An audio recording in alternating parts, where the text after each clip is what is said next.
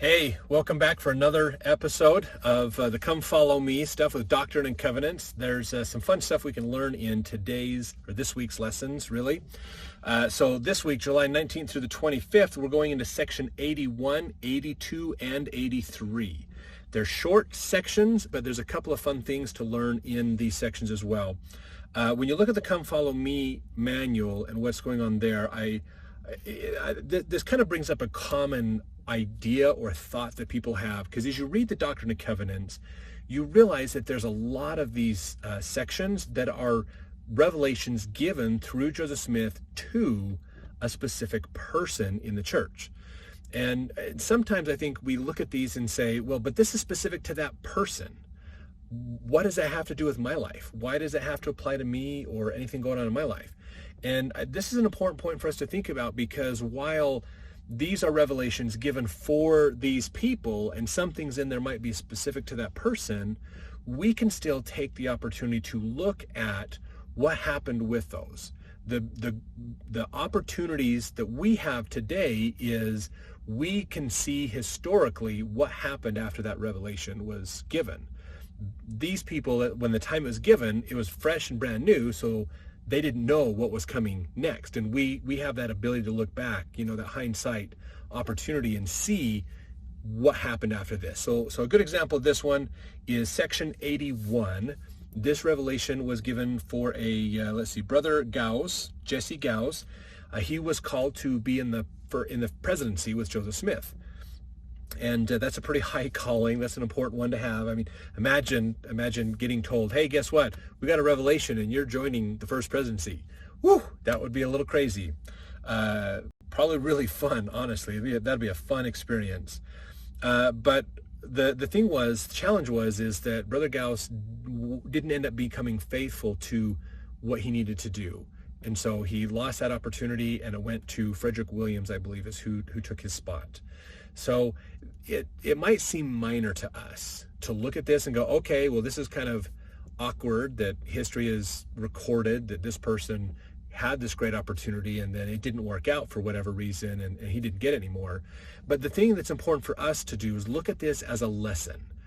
What are the things that we're doing in our life? In what way are we acting like Brother Gauss? Maybe we're not fulfilling our end of the bargain with Heavenly Father.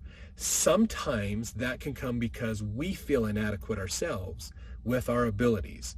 Not unlike Nephi when he was called to slay Laban or to do other things, or Moses when he was called to be the prophet of God. He was like, but God, I have a speech impediment. I can't talk really good. I've got problems. And, there's lots and lots of stories through the scriptures of people who were called to do great things, not because they were great, but because through them, and despite all their frailties and problems, God will perform a mighty work. And Joseph Smith is in this same category. He's sitting there going, why me? Why am I having to do all this? And God is saying, because I am going to do great things through you. So even though he was very uneducated, there's still a phenomenal amount of things that Joseph Smith has done. And really it proves that God's power is real and it does work, and he can work with any situations that we humans can concoct. So there's a lot of good lessons that we can learn by looking at the lives of these people. So just realize that, and how can we take this into our life? How can they be an archetype or an idea for us to understand when are we acting that way? Like even Oliver Cowdery's life. We can look at Oliver Cowdery and say, he was a pretty mighty guy. Lots of stories in history talk about how he was such a mighty speaker, and he was powerful in his speech when he gave talks about the gospel and the Book of Mormon and things like that.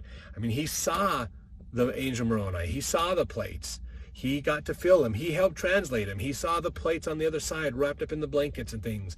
He saw God, the Father. He saw Jesus Christ. He was there when John the Baptist showed up. He was there when John and Peter, James, and John showed up. I mean, he was there with Elijah and things. So he's seen a tremendous amount of things, but yet he still ended up having a problem with pride.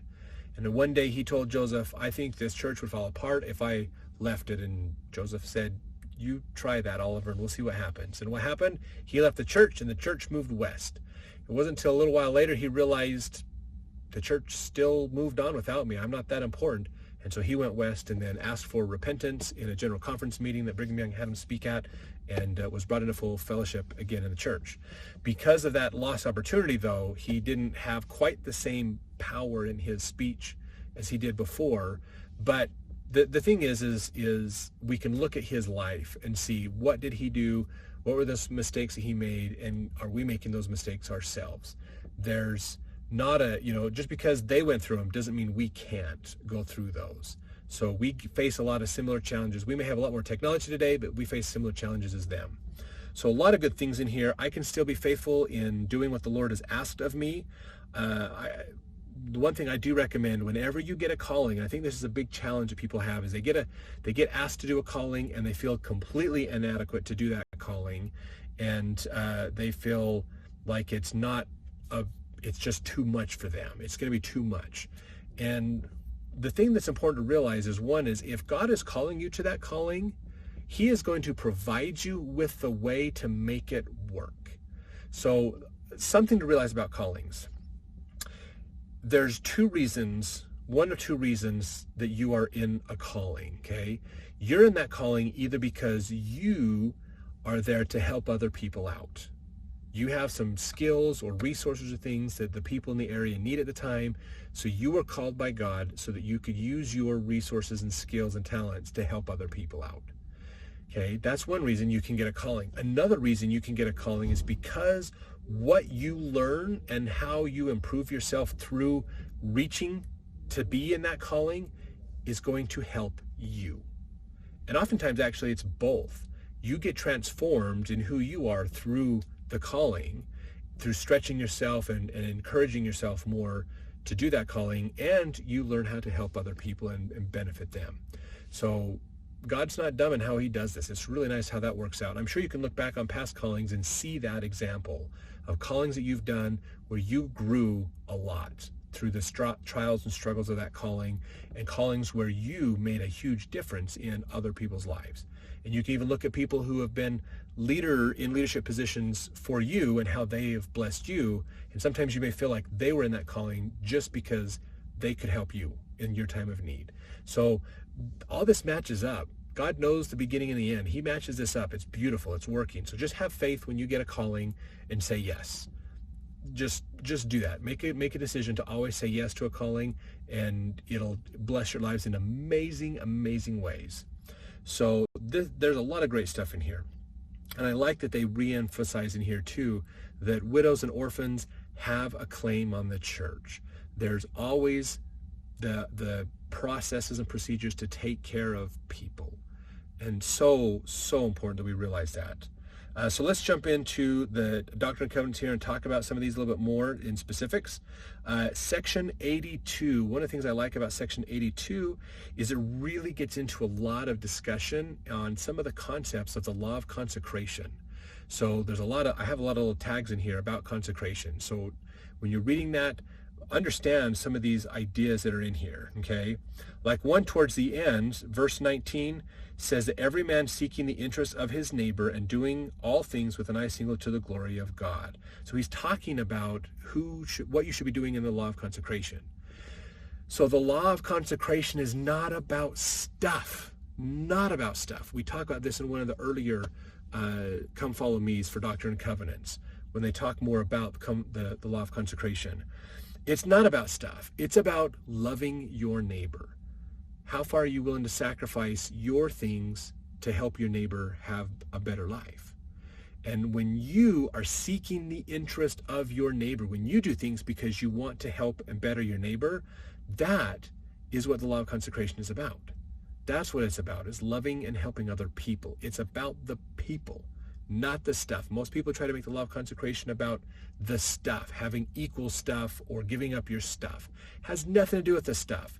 God has access to all the stuff, and he can make it all anyways. It doesn't matter. It's not the stuff.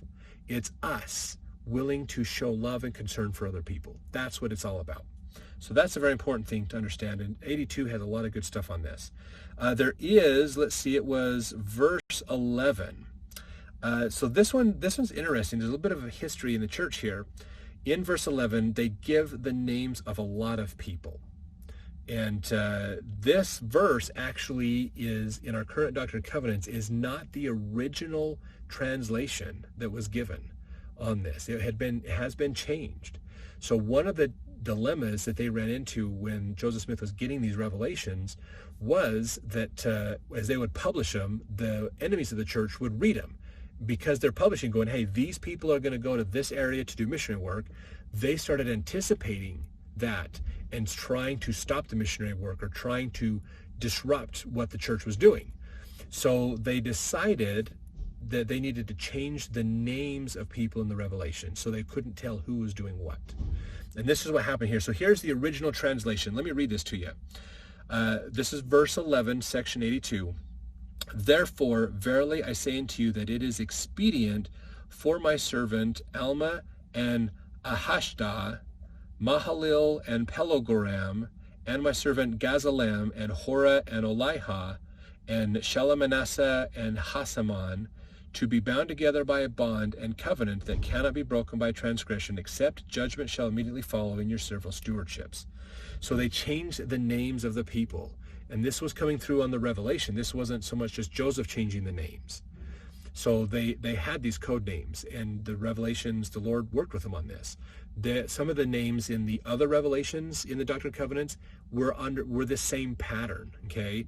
In fact, it's interesting, they use the term Gazalem for Joseph Smith, because that is also in a couple spots in the Book of Mormon. Actually, I think there's only one spot that they use the term Gazalem in the Book of Mormon. It actually is referring to Joseph Smith, but it's kind of a code word that was put into the Book of Mormon that they didn't realize till after the translation, and then they realized that was Joseph Smith.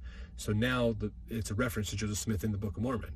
So there's some cool things that happen with this in the church history. And some of this is recorded in the saints. If you go read the saints' history, you can learn a bit more there. But just something fun to kind of think about with this. So in section 83 talks a bit about, again, consecration, and realizing that part of the reason we do consecration because we want to help other people. So widows are people who definitely need extra help sometimes.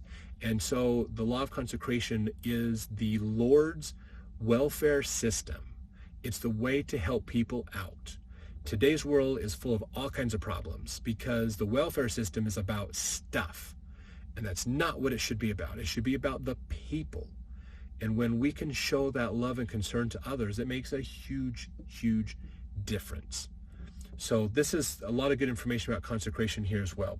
So if you have any notes yourself in these sections, put them in the comments. Would love to have you share what your thoughts and ideas are and what you've learned from going through Come Follow Me this week as well. And let us know so we can share and collaborate with other people also. So thank you very much.